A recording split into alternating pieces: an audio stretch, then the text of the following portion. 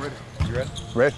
All right, Coach. Let's talk about your non-conference schedule. Probably one of the toughest in the country, as usual.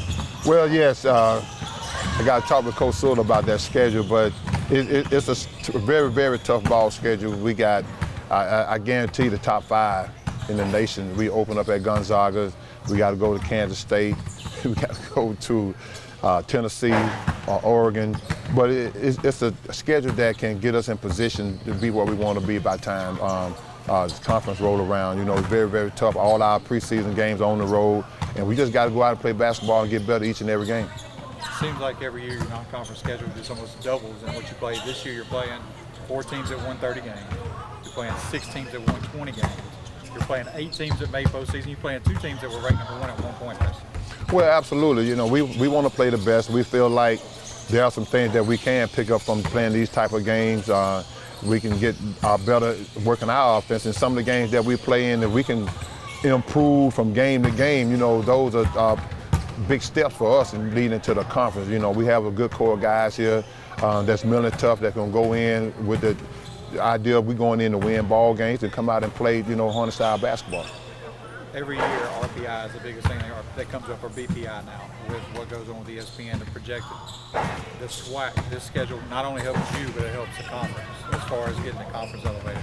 Well, absolutely. No, those are one of the things we talked about at the SWAC head coaches meeting, is the type of teams that you play in your preseason schedule that can help us, you know, at the end of the season overall, not just the program itself, but the conference-wide. You know, all the teams can be helped, you know, playing schedules like this. So a lot of, everyone is pretty much on board in what we're trying to get accomplished through this.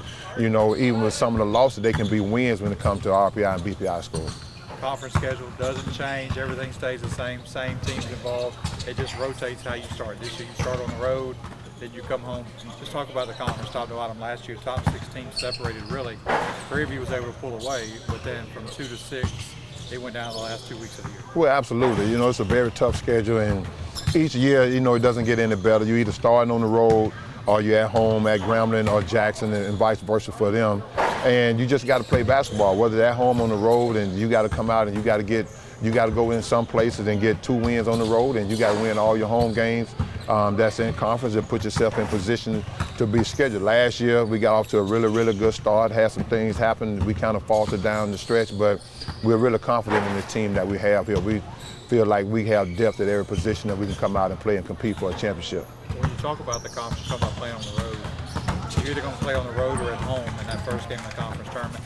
How beneficial is it for you to play at all these places on the road? Some conferences don't play everybody during the regular season. How beneficial is it to play somebody on the road in the events you have to play them in the tournament? Well, it's very good because, you know, you won't be going into a new venue. You have an opportunity to play, you know, everybody in our league, we play home and home. Like for us, for an example, last year, we played the last game of the regular season at Jackson, and then we turned around and had to travel and play them again. So we had just played there 2 days prior to the conference start, and we was able to go in there and get a road victory and advance to the semifinals. Let's talk about newcomers now. You got a lot of them.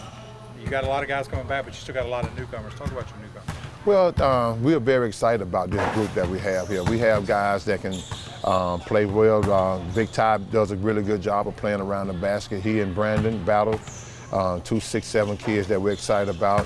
We also add a 6'9", 260-pound kid, Mike Stone, around the basket. But, you know, we even added some wing guys. We had Jeremy Hampton, a 6'4" wing from California, and DJ Heath, in-state local point guard who's very successful at winning at high school and college level.